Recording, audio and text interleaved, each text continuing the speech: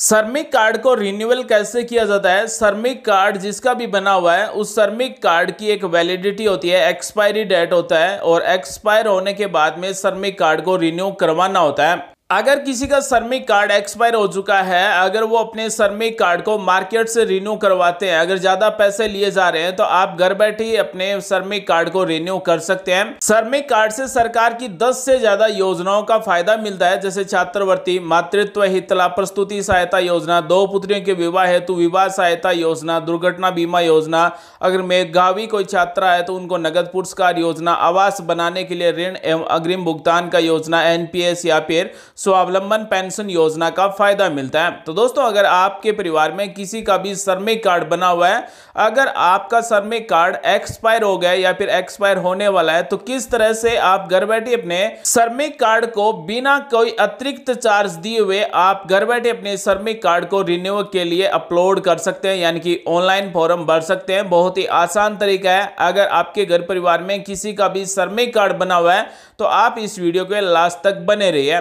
क्योंकि आज हम आपको बताने वाले हैं कि आप अपने श्रमिक कार्ड को किस तरह से रिन्यू कर सकते हैं। साथ ही दोस्तों, हमें कमेंट करके बताएं क्या आपका श्रमिक कार्ड बना हुआ है या फिर नहीं बना हुआ है। तो आइए दोस्तों, आज का वीडियो शुरू करते हैं। आप सभी को दिखाते हैं कि श्रमिक कार्ड को कैसे रिन्यू किया जाता है। सबसे पहले आपको अपनी एसएसओ आईडी ओपन कर लेना है, यानी कि राजस्थान सिंगल साइन ऑन पर लॉगिन हो जाना है। डैशबोर्ड इस तरह से ओपन हो जाएगा।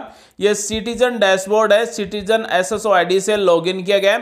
यहां पर आपको लेबर डिपार्टमेंट सर्च करना है। यहां पर क्विक सर्च में LABOUR जैसे ही सर्च करेंगे तो इस तरह से एक ऐप आ जाएगा लेबर डिपार्टमेंट मैनेजमेंट सिस्टम का। जैसे ही आप इस पर क्लिक करेंगे तो इस तरह से पोर्टल का डैशबोर्ड ओपन हो जाएगा। ये लेबर डिपार्टमेंट है, BOCW वेलफेयर बोर्ड। यहां पर आपको क्लिक करना है। यहां पर आपको मिलता है बेनिफिशियरी रिन्यूअल। जैसे ही आप इस पर क्लिक करेंगे तो यहां पर आपको अपने श्रमिक कार्ड के नंबर टाइप कर देना है। जैसे एग्जांपल के रूप में हमने यहां पर एक श्रमिक कार्ड के नंबर टाइप किए और गेट डिटेल्स पर क्लिक कर देना है।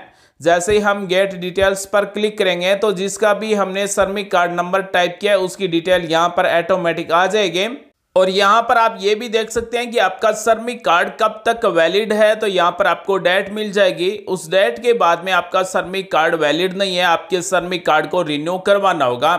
तो यहां पर जो श्रमिक कार्ड के नंबर दिए गए हैं और रजिस्ट्रेशन नंबर दिए गए, name, father name, date of birth, gender दिया गया, डिस्ट्रिक्ट का नाम दिया गया है, इसे सेलेक्ट दिया गया है, इसे आपको सेलेक्ट कर लेना है।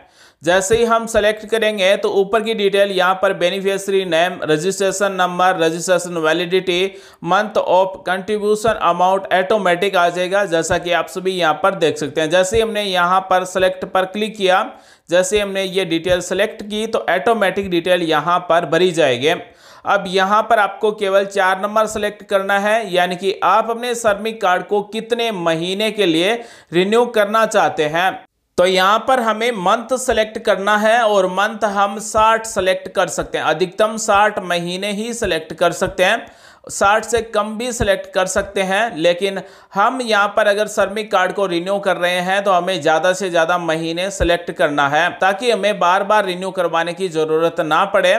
इसलिए यहाँ पर हमें 60 महीने सेलेक्ट कर लेना है। उसके बाद में 60 महीने का हमें कितने रुपए अंशदान जमा करवाना होगा, तो 129 रुपए ही जमा करवाने होंगे। उसके बाद में अगर मोबाइल नंबर आप चेंज करना चाहते हैं तो मोबाइल नंबर चेंज कर सकते हैं। अगर यहाँ पर श्रमिक कार्ड जिसका बना हुआ है उसकी फोटो यहाँ से चेक करना चाहिए तो फोटो चेक कर सकते हैं। लेकिन उसके बाद में 10 नंबर ऑप्शन दिया गया है, construction worker certificate for 90 days, यानी कि हमें यहाँ पर 90 दिन निर्माण श्रमिक का काम करने का सर्टिफिकेट अपलोड करना होगा। आपने पिछले 1 वर्ष में जहां पर भी निर्माण श्रमिक का काम किया है वो सर्टिफिकेट यहाँ पर अपलोड करना होगा। अब सर्टिफिकेट बनेगा कैसे वो भी हम आपको बताने वाले हैं। बहुत ही आसान तरीका है। आपने चाहे ठेकेदार के थ्रू काम किया हो या फिर किसी एजेंसी के थ्रू आपने निर्माण श्रमिक का काम किया हो, या फिर आपने आस पड़ोस के गांव में या फिर पड़ोसी के यहां पर निर्माण श्रमिक का काम किया है, तो भी आप यहां पर सर्टिफिकेट अपलोड कर सकते हैं। तो सबसे पहले हम आपको दिखाने वाले हैं ठेकेदार का फॉर्मेट। अगर आप किसी एजेंसी या ठेकेदार के थ्रू काम करें निर्माण श्रमिक का, तो ये सर्टिफिकेट आपको बनवाना होगा। ये ठेकेदार के द्वारा ये फॉर्म भरा जाएगा। पूरा फॉर्म भरने के बाद में यहाँ पर ठेकेदार के हस्ताक्षर करवाने हैं और ठेकेदार की यहाँ पर मोहर लगवानी है। साथ में ठेकेदार के आधार कार्ड की फोटोकॉपी भी इस फॉर्म के साथ में लगाना है। आधार कार्ड की फोटोकॉपी पर भी हस्ताक्षर करवाने हैं और मोबाइल नंबर लिखवाने हैं।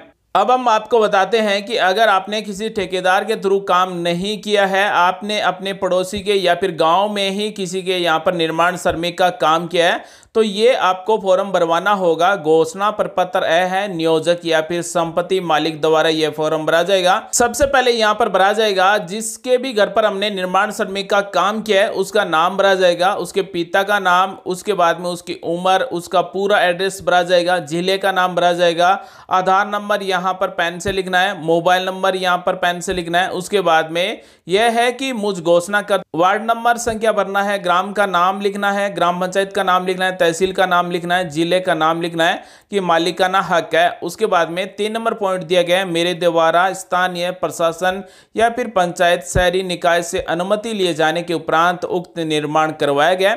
मेरे द्वारा कुल वर्ग फुट कितना है, 1400, 1500, 1200, 1000, जितने भी वर्ग फुट में निर्माण करवाया गया वो यहाँ पर वर्ग फुट लिखना है। किस तारीख से लेकर किस तारीख तक काम किया गया है वो तारीख यहाँ पर लिख देनी है। उसके बाद में 4 नंबर पॉइंट है और 4 नंबर पॉइंट में उसकी डिटेल भरी जाएगी जिन्होंने निर्माण श्रमिक का काम किया है, यानी कि हम जिसका श्रमिक कार्ड रिन्यू करवा रहे हैं उसकी डिटेल भरी जाएगी। जैसे जिसका भी श्रमिक कार्ड है या फिर जिसने भी निर्माण श्रमिक का काम किया उसका नाम, उसके पिता का नाम, पूरा एड्रेस यहाँ पर लिखा जाएगा। उसके बाद में किस तारीख से लेकर किस तारीख तक काम किया है, कितने दिन काम किया है, कम से कम 90 दिन होने चाहिए। उसके बाद में बेलदार का काम किया है या फिर मिस्त्री का काम किया है वो यहाँ पर आपको लिख देना है। उसके बाद में यहाँ पर नियोजक या फिर संपत्ति मालिक है, पड़ोसी के यहाँ पर आपने काम किया तो उस पड़ोसी का हस्ताक्षर और अंगूठे का निशान यहाँ पर लगवा लेना है। यहाँ पर तारीख लिखना है, स्थान का नाम लिख देना है।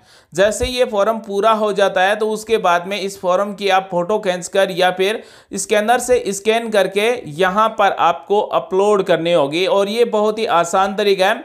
जिसके भी घर पर हमने काम किया है उसके आधार कार्ड की कॉपी ले लेनी है, उसके हस्ताक्षर करवा लेने हैं, मोबाइल नंबर आधार कार्ड की कॉपी पर भी लिख देने हैं और ये दोनों ही फॉर्म को स्कैन करके यहाँ पर चूज फाइल पर क्लिक करके यहाँ पर हम PDF में अपलोड कर देंगे। जैसे ही अपलोड हो जाएगी तो उसके बाद में हम सबमिट कर देंगे।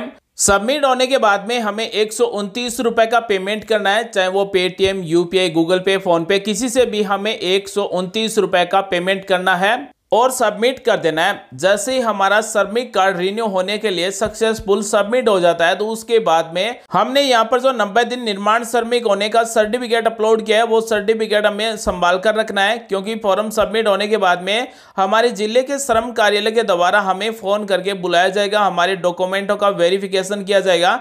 तो उस समय हमें ये निर्माण श्रमिक का प्रमाण पत्र, श्रमिक कार्ड की प्रतिलिपि, साथ में आधार कार्ड की प्रतिलिपि साथ में लेकर जाना है। चाहे हम खुद श्रमिक कार्ड को रिन्यू करें या फिर मार्केट से हम श्रमिक कार्ड को रिन्यू करवाएं, हमें फिजिकल वेरिफिकेशन के लिए श्रम जिला कार्यालय में जाना ही होगा। और जैसे ही हम श्रम जिला कार्यालय में उपस्थित हो जाएंगे, हमारे डॉक्यूमेंट वेरिफिकेशन हो जाएगा तो उसके बाद में हमारी श्रमिक कार्ड रिन्यू सक्सेसफुल हो जाएगा। उसके बाद में हम अपने श्रमिक कार्ड को प्रिंट भी कर सकते हैं। तो दोस्तों आज हमने आपको बताया कि अगर किसी का श्रमिक कार्ड बना हुआ है तो वो अपनी खुद की SSO ID से किस तरह से घर बैठे ही बहुत ही कम पैसे में अपने श्रमिक कार्ड को रिन्यू कर सकते हैं। उम्मीद आज की जानकारी आपको अच्छी लगी होगी और कुछ नया सीखने को, जानने को जरूर मिला होगा। मिलेंगे एक अगले वीडियो में एक नई जानकारी के साथ। आप सभी का दिन शुभ हो। जय हिंद, वंदे मातरम।